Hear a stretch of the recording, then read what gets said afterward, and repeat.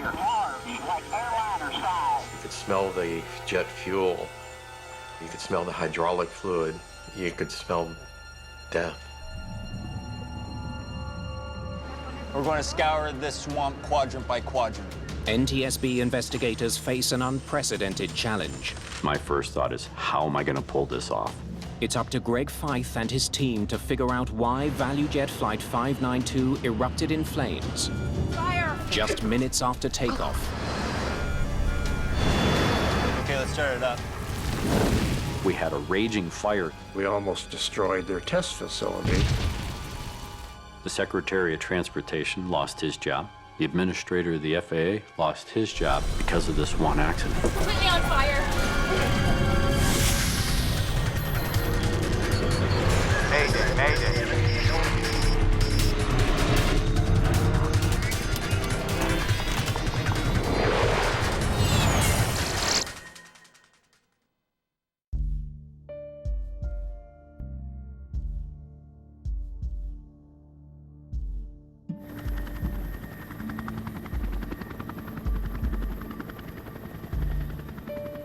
It has been 6 months since Florida's worst aviation disaster. Valujet forced many people in this agency to ask some very tough questions. Federal hearings into the fiery crash of Valujet Flight 592 are filled with controversy and recrimination. I'm the mother of the captain of Valujet 592, Captain Candlin Chamberlain Kubek, and I am very angry. This was one of these historic cases that had a tremendous amount of public attention and public concern. I have always thought this crash was very preventable and very senseless. Valujet 592 fell out of the sky because of a complete breakdown of the system. The Federal Aviation Administration is under attack for failing to implement safety recommendations made 8 years ago after another onboard fire. In 1988, an American Airlines crew managed to land their burning DC-9 and save the lives of all 120 passengers. Had the Federal Aviation Administration required fire and smoke detection and/or fire extinguishment systems as the Safety Board recommended in 1988, Valujet Flight 592 would not have crashed. The 105 passengers that were put in danger by that bureaucratic failure boarded a Valujet DC-9 on the morning of May the 11th, 1996. Flight 592 is a short 1.5-hour trip from Miami to Atlanta, Georgia. Let me help you with that.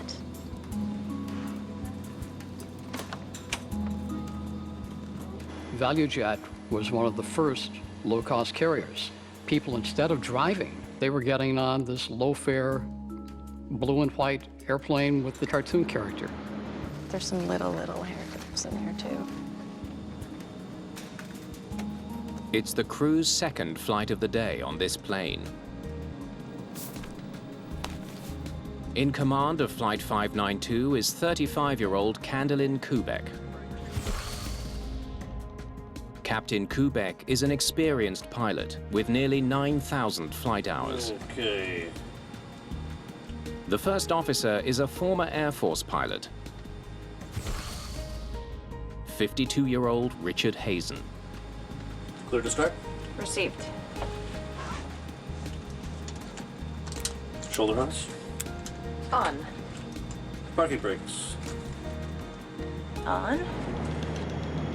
Today's flight is loaded with almost 2,000 kilograms of cargo, which includes passenger luggage, Valujet company material, and U.S. mail. The crew must sign off on all cargo loaded on board. With the paperwork complete, There you go. they prepare to taxi to the runway. Critter 592. Taxi to runway 9er left. A 9 left, Critter 592. The DC-9 is 27 years old. It has more than 68,000 hours of flight time. On the flight into Miami from Atlanta that day, the autopilot wasn't working, and the PA system was broken. You want to test out the PA and talk to the people? Ladies and gentlemen, from the cockpit, we are in a hold right now for crossing traffic on the ground. Mechanics in Miami were able to fix the PA. It works. We can hear you loud and clear. Critter 592, runway 9 left, cleared for takeoff. But repairs to the autopilot will have to wait. Set takeoff power. Once the DC-9 is back at airline headquarters in Atlanta, Power is set. mechanics there will work on the problem. Rotate.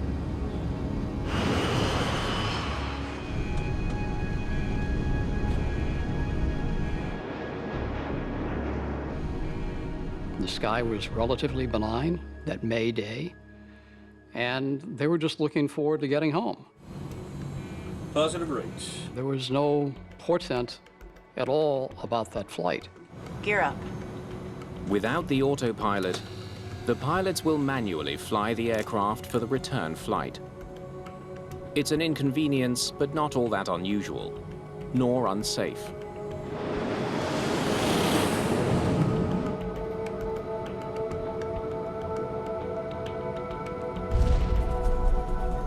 What was that? I don't know. We got some electrical problem. Yeah, that battery charger's kicking in. The plane's batteries are draining fast. Captain Kubek worries she could lose power to her instrument panel and other key flight systems. We're losing everything. Just 6 minutes after takeoff, the crew is facing a barrage of Critter failures. 592, contact Miami Center on 132:45. So long. Controllers in Miami believe Flight 592 is safely on its way to Atlanta. But in the cockpit, Captain Kubek decides to turn around. We need to go back to Miami. Do you smell smoke?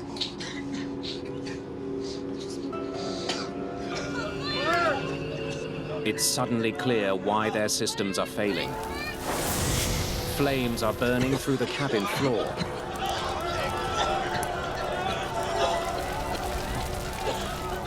.592 needs immediate return to Miami. Kubek has to get the burning plane on the ground as quickly as possible. You can only shed altitude so fast. You point it down much more than 5 or 6 degrees, and all of a sudden you can become in an overspeed situation.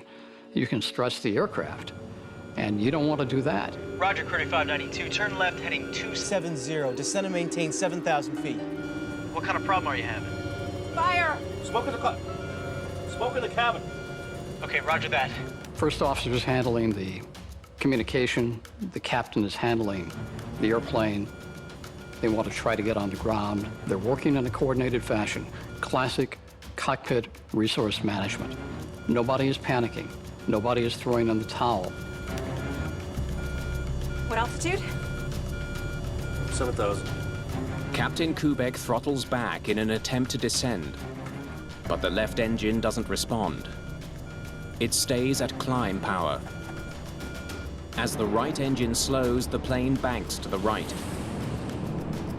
She discovers her ailerons still have life and manages to stabilize the plane.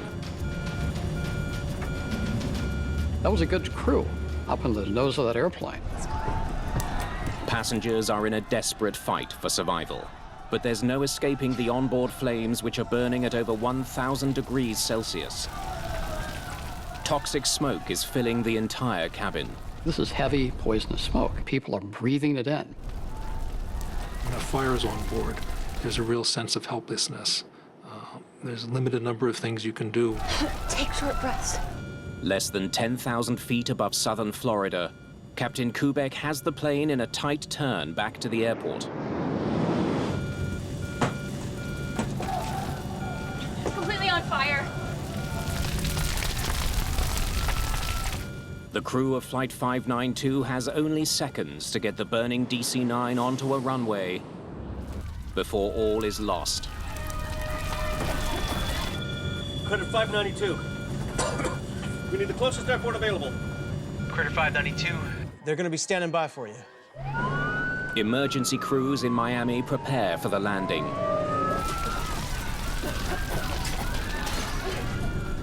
The airplane starts losing altitude progressively. The airplane is out of control. The first officer's request for an alternate airport are the last words controllers hear from the crew. The DC-9 plummets towards the ground at over 700 kilometers per hour.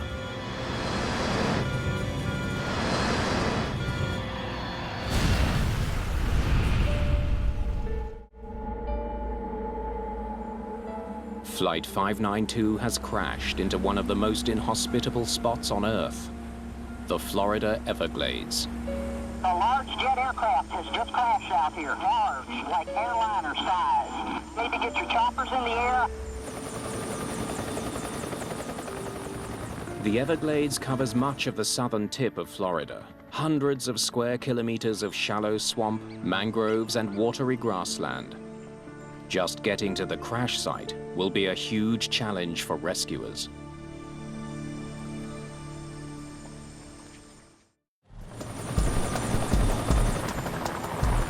Miami-Dade police helicopters find the wreckage of Valujet Flight 592 in swampland, far from the nearest highway.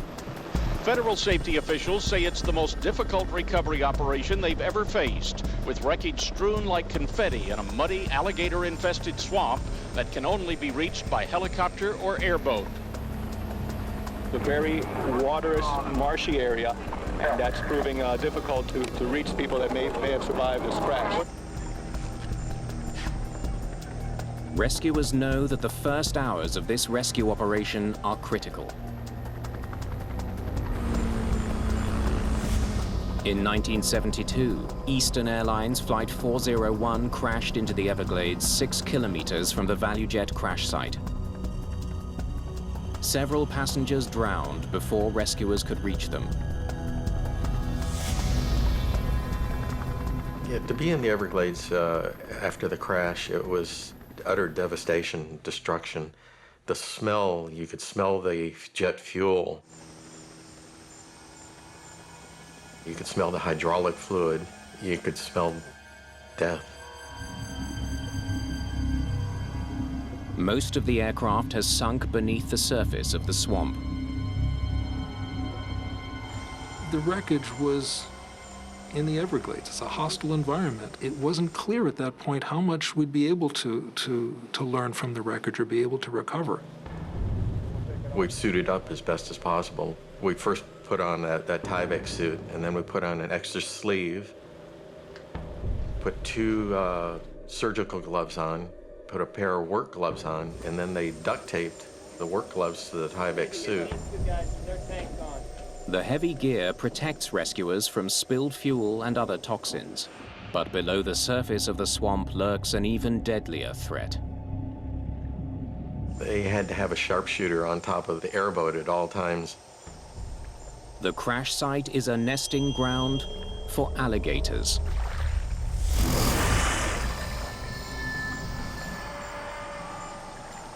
As the divers were walking in the water, if somebody sighted an alligator or you'd hear them hiss in the sawgrass, they would take pot shots to try and scare them away. Just hours after the crash, officials come to a grim conclusion. It doesn't look good that there are any survivors. All 105 passengers on board Flight 592 are dead. Captain Kubek, First Officer Richard Hazen, and 3 flight attendants are also dead. I feel that it's going to be difficult, if not impossible, to identify everybody. There was no evidence of the airplane, there was just debris. Very little present, no evidence of passengers. You had to put it out of your mind what actually you were doing. You could not think of what it was that you were picking up. If you did, you would be useless and you wouldn't be able to do the job.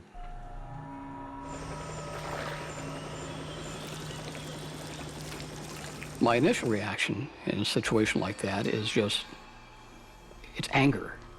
It's not again, it's how can this happen, it's what happened, why. The morning after the crash, NTSB investigators join local and federal police agents at the site. They know the pilots of Flight 592 reported smoke in the cabin. Now they need to find out what caused it. All right, let's get to work.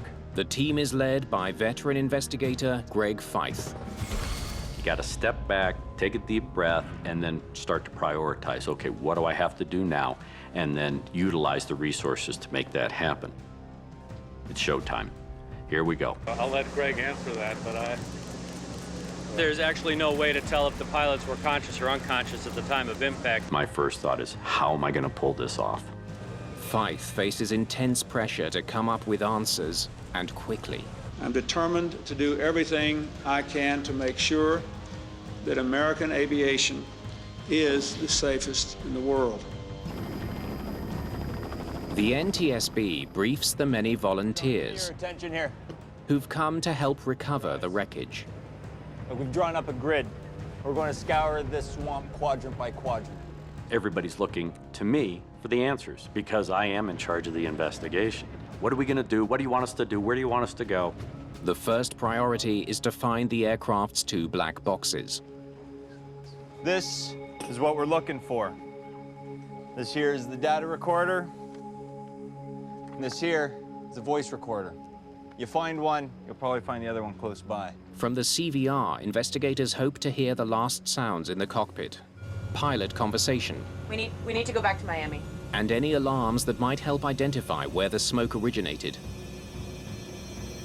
The flight data recorder should reveal how a fire might have spread through the sequence of failures it likely caused. Each box holds clues that could help investigators uncover the precise cause of the crash. If you find one, cold beer's on me. The black boxes emit a constant radio signal. Searchers will use a sonar scanner to pick up that signal. How soon can we get out there with the sonar? Sonar's on its way. They'll be able to pick up those pingers to hopefully identify where, in fact, those boxes lie in the wreckage. But Navy technicians soon find that their sophisticated gear is no match for the Everglades. Side scan sonar didn't work because the sawgrass is so dense it can't see through the sawgrass. What really worked for us was going back to the basics. We had a line of what we called divers that had to walk basically shoulder length apart, and we would cover specific areas, probing till we hit something hard. It ended up being human power that really helped us recover better than 75% of the aircraft. As the Everglades search continues, investigators in Miami dig through Flight 592's records, looking for clues as to what might have caused a fire. They soon learn that the flight was delayed earlier in the day due to minor electrical problems. The find raises concern that an electrical fire brought down the plane. We were looking at any explanation. There could have been a fault in the wiring or a short circuit, and we realized it's going to be a very difficult investigation. Recovery teams continue to battle intense heat.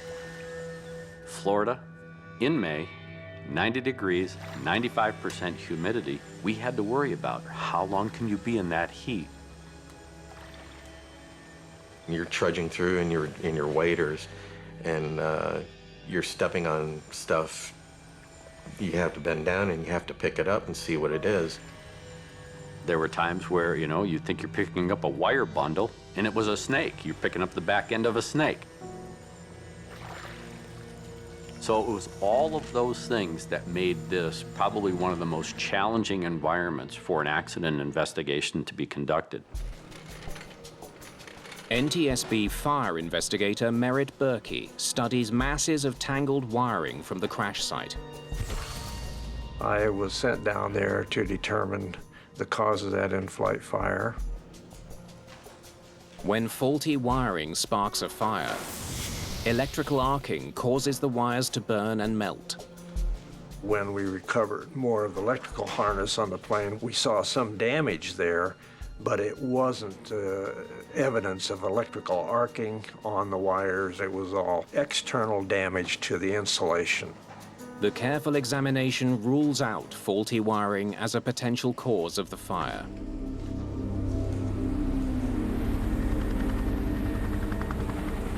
Another challenge. The Everglades is not a stagnant swamp. It has a current that flows out to sea. One of the unique things about the Florida Everglades is that it's water, and it's constantly in motion. That current makes the job of tracking down aircraft debris even harder.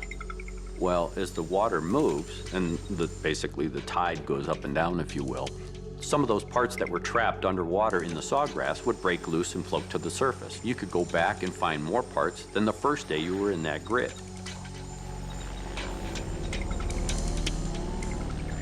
Two days into the investigation, Fife finally catches a break.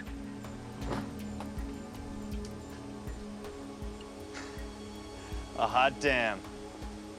We found ourselves a box. It was sitting on the bottom in the mud, partially submerged under about 3 to 4 feet of water. One of the Metro-Dade Police Fire Rescue folks was walking their grid and actually stepped on one of the orange boxes. The whole accident site, all of the investigators, everybody comes to a halt as soon as the word spreads that we think we got a recorder. Officials wasted no time bringing it out of the swamp into a police car and onto a plane for Washington. The aging DC-9 was equipped with a primitive FDR. It recorded only 11 flight parameters, compared to the hundreds recorded by modern units. But the next morning, when Fife studies the preliminary results from Washington, he finds a clue that may point to the origin of the fire. Dive 800 feet and back in 3 seconds. It's impossible. The FDR recorded a sudden increase in air pressure. What we found on the flight data recorder that records the parameter of the static pressure was that there was a bump. It spiked briefly and then went back to a nominal value. Sensors on the fuselage measure outside air pressure. Normally, the pressure decreases with altitude. But as Flight 592 was climbing, the pressure briefly went up, not down. A DC-9 cannot dive and climb that quickly. Hey. The numbers don't make sense. Look at this. We really didn't know we theorized about a variety of different things. Could have been an explosion on board. A shockwave moving outward from inside the aircraft can cause a sudden spike in external pressure. And of course, you start thinking, an explosion could do that. So do we have a bomb? With an onboard explosion a real possibility, Merritt Berkey examines the wreckage to see if he can figure out where the fire originated. So we had a lot of parts coming in that were damaged, almost all limited to the cargo compartment. We had melted structure components that were in the overhead of the cargo compartment, which made up the floor of the passenger compartment. And then we also had some seat tracks for the passengers that were burned and melted. We determined that the fire was very intense up in the upper area of the cargo compartment on the left side.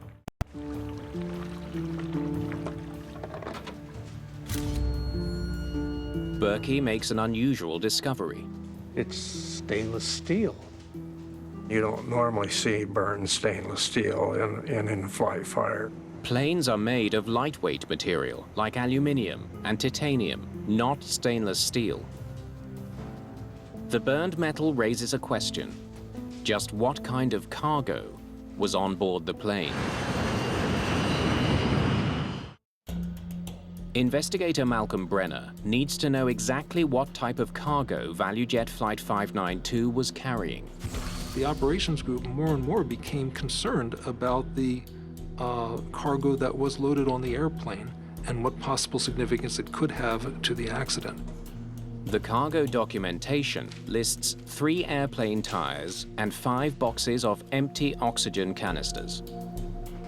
The operations group found that the manifest, which indicated that there were oxygen canisters, empty oxygen canisters in the cargo signed for by the first officer. There you go. When Greg Feith was available, I briefed him. Okay. Company material, 3 aircraft tires, and 5 boxes of parts. Malcolm is a pilot. He has an understanding of aviation. He's a smart guy. It's the contents of the cardboard boxes that confuse me. 144 empty oxygen canisters. Wait, how many of them? 144. An oxygen canister is a green bottled, very large bottle that supplies oxygen to the flight crew and the passengers. There's no way, Malcolm. You can't fit that many on the plane. We all took a pause and said, why would you be carrying 144 of these big green oxygen cylinders? Malcolm asked a very innocent question. What exactly do you think they mean by oxygen canister? And that's really what triggered the investigators to step back and say, we need to verify exactly what was meant.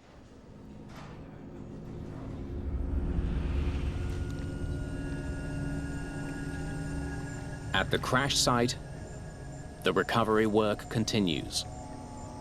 The debris includes dozens of small metal cylinders, parts not from the DC-9. Investigators now understand what was in the boxes listed on the cargo manifest. We found out that it was not a canister, but in fact an oxygen generator. Oxygen generators are small devices installed above the passenger seats of certain airplanes. They're connected to oxygen masks that drop down in the event of cabin depressurization. Pulling down on the mask yanks a lanyard, which slides out a retaining pin. That triggers a chemical reaction that generates breathable oxygen. The masks are attached to nipples on this oxygen generator. That's the supplemental oxygen that flows through the tube to the mask. Investigators wonder whether the oxygen generators that were being carried in the cargo hold could have caused the fire. We had 5 boxes of these, or 144 of them, thrown in a box, carried as cargo. We had to look at, well, if they're carrying these and they're supposedly empty, what danger is there carrying them as cargo? There's no question. They're clearly listed as empty.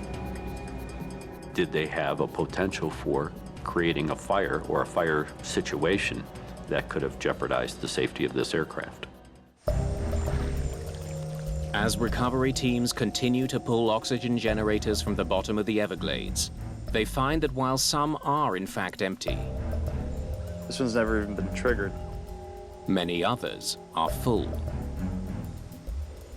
The oxygen generators that we had found had been damaged. Some were completely flattened, some of them were charred and crushed, some of them still had the material in them, but the case had been dented and damaged. It's the temperature of the canisters after they've been triggered that concerns investigators. These things get pretty hot, Greg. Really hot. They can reach 260 degrees Celsius. That's why in the cabin they're stored behind a heat-resistant shield.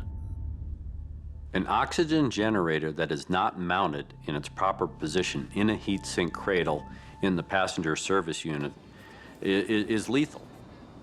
Because if it's anywhere near a combustible material, you're going to have a fire. It now seems highly volatile chemicals were improperly shipped aboard Flight 592. Had the pilots known what was actually on board, they likely would not have signed off on the manifest. There you go.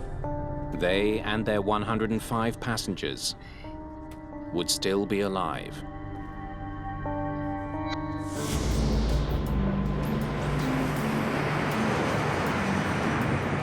4 days after the crash of Flight 592, hazardous materials specialist Jim Henderson joins the team. Initial documentation that we were looking for was the records of where the chemical oxygen generators had come from, how they got on the airplane. Henderson reviews the history of the Valujet fleet. We found out that Valujet had recently purchased 3 airplanes from other carriers. Well, I think I know where they came from. Valujet's work order on these airplanes basically were to open the plane up, find out what the dates were on the generators. Oxygen generators have a shelf life. To meet federal safety standards, any out-of-date generators on the recently purchased planes needed to be replaced. That job was given to a company called Sabertech. We spoke to the maintenance personnel primarily to find out how these were handled. Thanks for taking the time. The chemical oxygen generators had been removed from an airplane. We wanted to make sure that they were handled in accordance with their work cards. Henderson learns that Sabertech removed 144 oxygen generators. Most of them were out of date, but still full. There are strict guidelines regulating how oxygen generators are to be removed and shipped safely.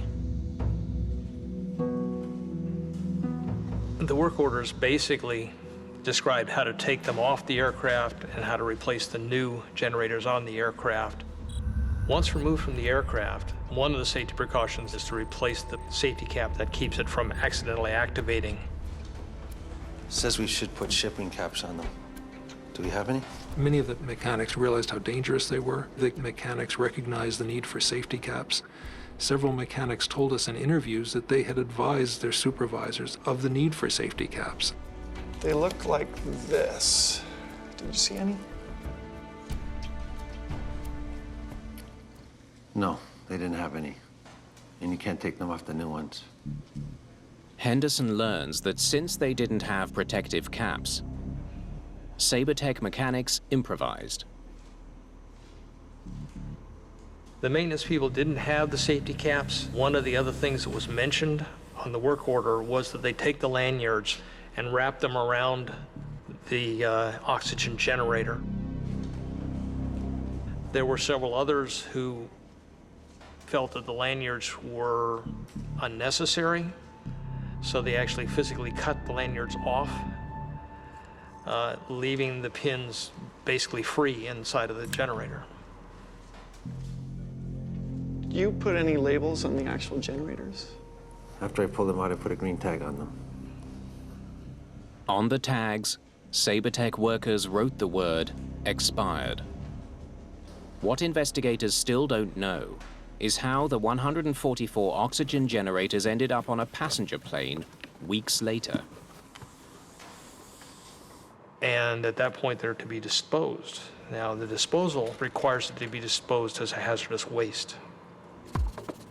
When investigators interview Sabertech shipping staff, they learned that the generators sat in the hangar for weeks. Sabertech had a new customer coming in, and they wanted to clean up the area for the new customer to give them a good impression of their company. As far as they were concerned, they were Valujet's material, and therefore they were to be returned to Valujet. Investigators discover that the potentially hazardous generators were on Flight 592 due to a misunderstanding over a single word: expired. Did someone actually think that expired meant empty?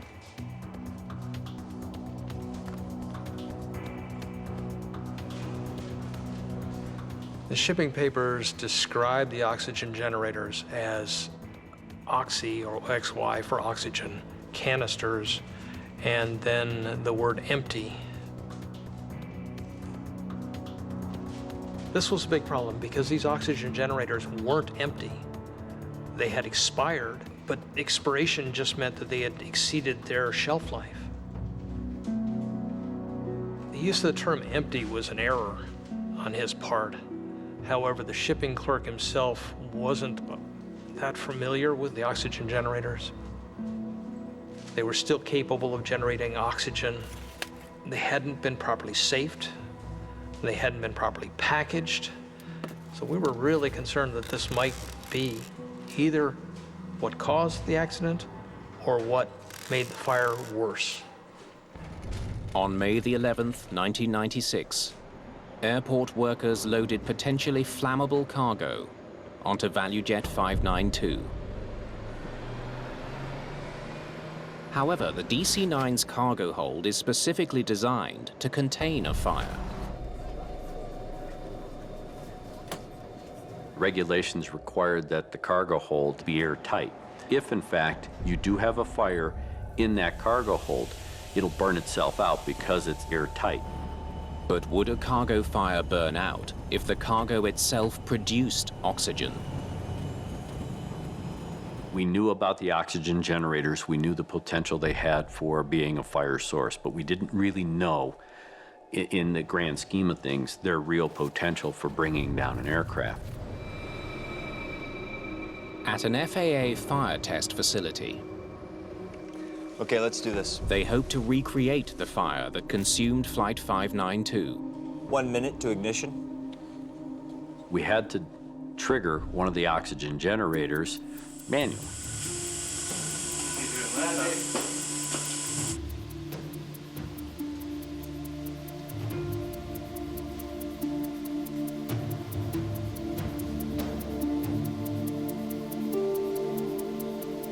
Nothing at all.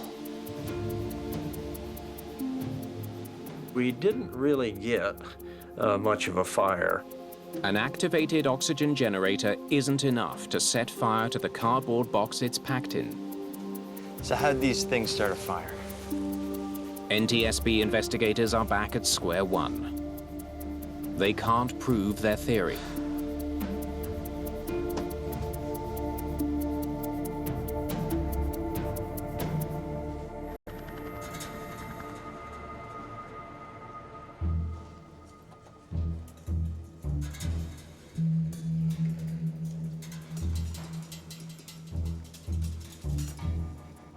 What were these things packed in?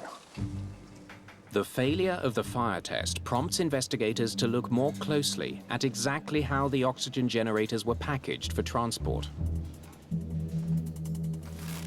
The first test we did, we had not packed them exactly the way they were packed. Need a layer of bubble wrap. Like We did not use bubble wrap in the first test. That is, put bubble wrap over the top of the generators before we closed the box. We put 5 boxes of oxygen generators, put them on top of a tire, and put some luggage around them. Okay, let's start it up.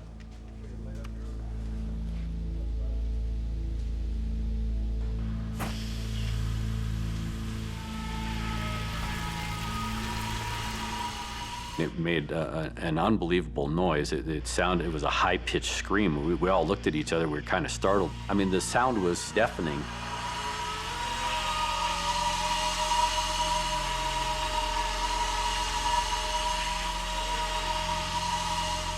Ten minutes after ignition, the ceiling of the test cargo container reaches 2,000 degrees Fahrenheit. Lord almighty. We almost destroyed their test facility. After 11 minutes, it exceeds the capacity of the monitoring equipment. All right, let's get that fire out. We had a raging fire, and none of us had expected a fire to be that big and that hot. And it was just amazing to see how disastrous, how destructive something this long and that big around could be. The experiment supports the NTSB theory. Improperly packaged oxygen generators caused the crash of Valujet 592. Even in an airtight cargo hold, the fire would have burned fiercely enough to bring down the DC-9. The problem with Flight 592 is that you defeat the intended purpose of the Class D cargo hold, because even though the hold may be airtight, you've got 144 sources of oxygen in that airtight container.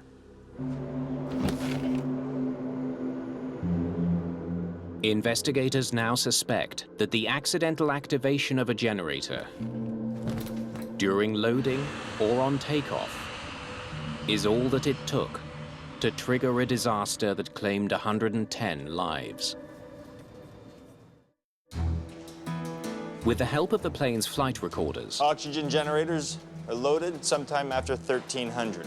investigators are able to reconstruct the final moments of Valujet 592. Target right. Gear up. There was a muffled bump or thump that had come off the cockpit voice recorder, which prompted the captain to ask, What was that? that muffled noise, that thump, when you marry that information up to the flight data recorder, it happened at the same time that we saw the bump in the static pressure. The sound recorded on the CVR is the tire exploding, the same explosion picked up by the flight data recorder. What kind of problem are you having? Fire. Smoke in the cabin. It's been 30 seconds since the explosion. Hazen requests a return to Miami. 592 needs immediate return to Miami.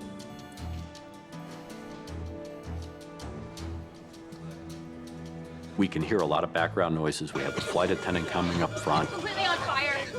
She's talking about how bad the fire is, and the last part of it is silent. And then nothing.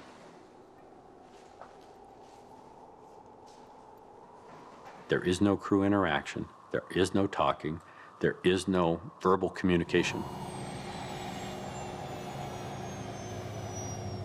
All you hear is the sound of the wind.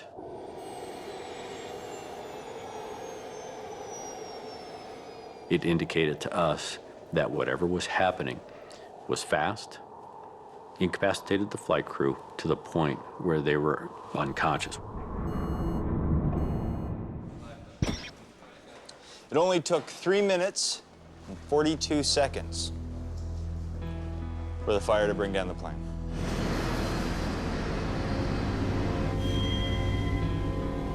There was no chance of getting the plane to the ground safely.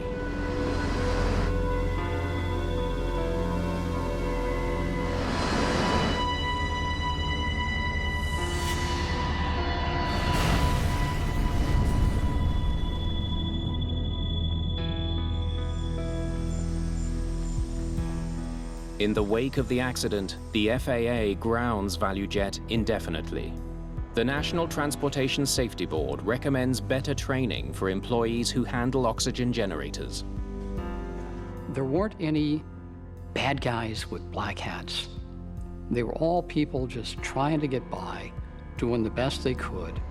The NTSB also renews its call from 8 years earlier to have smoke detectors and fire extinguishers installed in the cargo holds of all passenger jets.